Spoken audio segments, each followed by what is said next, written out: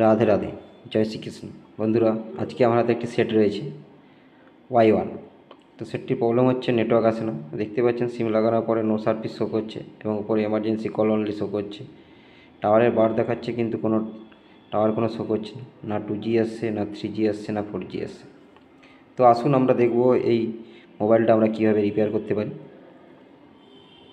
বা কোনো রিপেয়ার হয় নাকি সেটাও আমরা দেখব। প্রথমে আমরা নেটওয়ার্ক কাজ করার আগে সবসময় আমরা যে IMEI নাম্বার আছে সেই IMEI নাম্বারটা আমরা চেক করে নেব এবং আমাদের যে এখানে বেসব্যান্ড আছে সেই বেসব্যান্ডটা চেক করে নেব। যেহেতু আমাদের এখানে IMEI নাম্বারটা আসছে সেহেতু আমাদের বেসব্যান্ড চেক করার কোনো দরকার নেই, কারণ বেসব্যান্ড না থাকলে তখন IMEI আসে না। কিন্তু IMEI যেহেতু আসছে তার মানে এখানে বেসব্যান্ড ঠিকই আছে। তো সেই হেতু আমাদের এখানে বেসব্যান্ডের কোনো সমস্যা নেই। তো সেটটিতে বোর্ডের সমস্যা আছে। তো বোর্ডটা আমরা খুলে দেখব আমাদের এই বোর্ডটাতে কী কী ধরনের কাজ করা হয়েছে। যেহেতু একটা টেকনিশিয়ানের কাছ থেকে এটা ঘুরে এসেছে, তো আমরা প্রথমে ভালোভাবে দেখে নেব পর্যবেক্ষণ করে যে বোর্ডটিতে আগে কী কী কাজ করা হয়েছে এবং তারপরে আমরা পরবর্তী স্টেপ অনুযায়ী আমরা সেটটিতে কাজ করব। এর ফাঁকে বলে রাখি, যেসব নতুন টেকনিশিয়ানরা আছে তারা অবশ্যই চ্যানেলটিকে সাবস্ক্রাইব করে দেবেন এবং পাশে থাকা বেল আইকনটি অন করে দেবেন, যাতে নিত্য নতুন এরকম নতুন প্রবলেমের ভিডিও সবার আগে আপনার কাছে পৌঁছে যায়। এবং যেসব বন্ধুরা আমার ফেসবুকে মাতৃ টেলিকর্নারের চ্যানেল আছেন সেই চ্যানেলে যারা দেখছেন তারা অবশ্যই চ্যানেলটিকে ফলো করে দেবেন, কারণ আপনাদের একটি সাপোর্টেই আমাদের কিন্তু মনোবল বৃদ্ধি পায় এবং আমরা নতুন কাজ করতে উৎসাহিত হই। তো আর বেশি কথা বাড়াবো না বন্ধুরা, চলে আসবো কার্যের কাছে। তো আমরা ভালোভাবে মাইক্রোস্কোপের মাধ্যমে দেখে নেব যে আমাদের এই বোর্ডটাতে কী কী কাজ করা হয়েছে। তো দেখতে পাচ্ছেন বোর্ডটার অবস্থা। বোর্ডটার যেসব স্টিলের প্যানেলগুলো ছিল সেগুলো সব তোলা হয়েছে এবং আমাদের যে এখানে WTR IC, 2G IC এবং 4G IC সমস্ত কিছুতেই কাজ করা হয়েছে। অর্থাৎ এই ICগুলো দেখেই মনে হচ্ছে যে আমাদের এখানে চেঞ্জ করা হয়েছে। তো এই বোর্ডটাতে আমরা কোথায় কী কাজ করতে পারি সেটাই আমরা দেখব এবং এই বোর্ডটি কাজ করার পর আমাদের নেটওয়ার্ক আসে কি না সেটাও আমাদের কিন্তু লক্ষণীয় বিষয়। তো আমরা মাইক্রোস্কোপের মধ্যে চলে যাই। এই দেখতে পাচ্ছি বন্ধুরা, আমাদের যে 4G IC আছে সেই IC পাশে একটা ছোটো IC আছে। সেই আইসিটা আমি ট্রেসিং করে দেখলাম যে খারাপের ফলেই সেই আইসিটা প্রবলেম হয়েছে এবং আমাদের অন্য বোর্ড থেকে সেম মাপের একটা আইসি, অর্থাৎ নেটওয়ার্কের পাশে এরকম ছোটো একটা আইসি, সেই আইসিটা আমরা তুলে নেব। এই আইসিটা কিন্তু আমাদের নেটওয়ার্কে ভোল্টেজের কাজ করে। এই ভোল্টেজে যদি না ঠিকমতো পায় তখন কিন্তু আমাদের এই প্রবলেমটা সবসময় রয়ে যায়।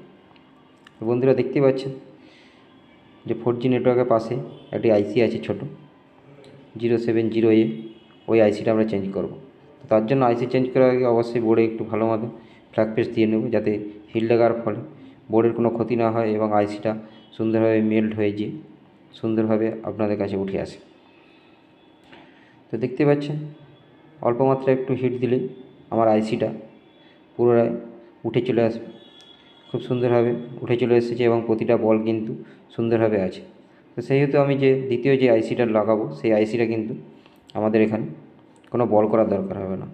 এবং এই সব আইসিগুলো কিন্তু বন্ধুরা মার্কেটে পাওয়া যায় না, তার জন্য স্ক্র্যাপ বোর্ডের থেকেই আমাদের তুলে লাগাতে হয় এবং স্ক্র্যাপ বোর্ডে অরিজিনাল আইসিগুলোই আমরা পাই, যার ফলে আমাদের প্রতিটা আইসি কিনতে সঠিকভাবে লাগালে এক চান্সেই কাজ করবে।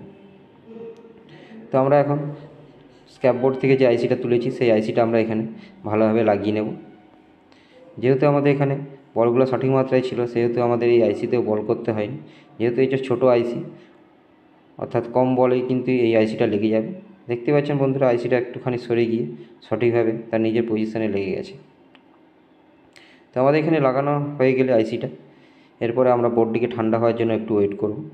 ওয়েট করার পর আমরা এখানে থিনার দেবো, থিনার দিয়ে ভালো করে এখানে পরিষ্কার করে নেব। অবশ্যই বন্ধুরা আইসির কাজ করার সময় আমরা ডিকো থিনারটা ব্যবহার করবেন, তাহলে কিন্তু আমাদের খুব সুন্দর হবে, বোর্ডগুলো ভালোভাবে পরিষ্কার থাকবে এবং যত ভালোভাবে পরিষ্কার করবেন তত কিন্তু কাজ সুন্দরভাবে এগোবে। তো আমরা ডিকো থিনার দিয়ে এখানে ভালো করে আমাদের যে বোর্ডটি আছে সেই বোর্ডটিতে আমরা ভালোভাবে পরিষ্কার করে নেব, যাতে কোথাও কোনো ফ্ল্যাগ পেস্ট লেগে না থাকে। তো আমরা এবারে চলে আসবো সেকেন্ড ক্যামেরা। সেকেন্ড ক্যামেরায় আমাদের যে কাজটা ছিল সেই কাজটা আমাদের কমপ্লিট হয়ে গেছে। এবারে আমরা আমাদের বোর্ডের মাধ্যমে ফিক্সড করে দেখব যে আমাদের যে কাজটি করেছি সেই কাজটি আমাদের সফল হয়েছে কিনা। তো ভিডিওটা যদি ভালো লেগে থাকে অবশ্যই বন্ধুরা লাইক করবেন, ও কমেন্ট করবেন এবং শেয়ার করে আরও নিত্য নতুন বন্ধুদের মাঝে ছড়িয়ে দেবেন, যাতে তারাও এইসব ভিডিও দেখে কিছুটা হলেও উপকৃত হতে পারে এবং কোথা থেকে কী প্রবলেম আসছে সেগুলো জেনে তারাও যাতে তাদের টেকনিশিয়ান বন্ধুরা নিজেদের সেট রিপেয়ার করতে পারে, তার জন্য ভিডিওটা অবশ্যই শেয়ার করে দেবেন। তো আমরা এখানে ভালোভাবে আমাদের সেটের যেসব পাওয়ার যে পাতা এবং এলসিডি পাতা এবং বিশেষ করে অ্যান্টেনা সব কিছু ভালোভাবে লাগিয়ে নেব। লাগিয়ে এবারে আমাদের যে সিমটা থেকে টাওয়ার আসছিলো না, সেই সিমটা আমরা একবার লাগিয়ে নেব। লাগিয়ে এবারে আমরা সেটটিকে অন করব। অন করার পর আমাদের দেখব যে আমাদের কাজটি সফল হয়েছে কিনা। দেখতে পাচ্ছেন বন্ধুরা, খুব সুন্দরভাবে এমআই লেখাটা চলে এসেছে। এবারে ওয়েট করব যে আমাদের সেকেন্ড লোগোটা আসে কিনা। তো বন্ধুরা দেখতে পাচ্ছি আমাদের সেকেন্ড লোগোটাও চলে এসেছে। এবারে আমাদের সেটটি ফুল অন হওয়ার জন্য আমরা একটু অপেক্ষা করব। অপেক্ষা করে দেখব যে আমাদের নেটওয়ার্ক আসে কিনা। এবং নেটওয়ার্ক আসলেও অনেক সময় আইসি চেঞ্জ করার পরে কিন্তু 2G নেটওয়ার্ক আসে, 4G নেটওয়ার্ক আসতে চায় না। যেহেতু এই বোর্ডে অনেক কিছু কাজ করা ছিল, আপনারা দেখতে পেয়েছেন, তো সেহেতু আমরা দেখব যে আমাদের সঠিক মাত্রায় 2G 4G সমস্ত কিছু নেটওয়ার্ক আসে কিনা। অর্থাৎ 4G নেটওয়ার্ক আসলে কিন্তু সমস্ত কিছু নেটওয়ার্ক আসবে। সেহেতু আমরা এখানে একটু দেখে নেব যে আমাদের নেটওয়ার্কটা আসছে কিনা, অর্থাৎ 4G নেটওয়ার্ক আসছে কিনা। তো বন্ধুরা দেখতেই পাচ্ছেন সেটটা অন করার পর আমাদের এখানে 4G নেটওয়ার্কটা চলে এসেছে এবং আমি যে ভোডাফোনের সিমটা লাগিয়েছি সেই সিমটাও কিন্তু এখানে চলে এসেছে এবং 4Gতে টাওয়ারে শো করছে এবং সেটটি সঠিক মাত্রায় লাগালে এখানে কিন্তু আমাদের ফুল টাওয়ারটা চলে আসবে। তো ভিডিও দেখার জন্য ধন্যবাদ। যদি অবশ্যই ভিডিওটা ভালো লেগে থাকে তো একটা লাইক করে দেবেন। আপনারা লাইক করলে আমাদের কিন্তু অনেক কিছু মনোবল বৃদ্ধি পায় এবং যার ফলে আরও নিত্য নতুন ভিডিও আনার আমরা চেষ্টা করি। তো এখানে কল করছি, আমাদের কলেও এখানে কিন্তু আমাদের যে টাইম শো করছে এবং অর্থাৎ কাস্টমার কেয়ারে যে কল নাম্বার সেটাতে কল লেগেছে। তো আপনারাও এরকম ঠিকঠাকভাবে ট্রেসিং করে আপনারাও কাজ করুন, নিশ্চয়ই আপনারা এইসব কাজ থেকে সফল হবেন। দেখা হবে আবার পরের ভিডিওয়।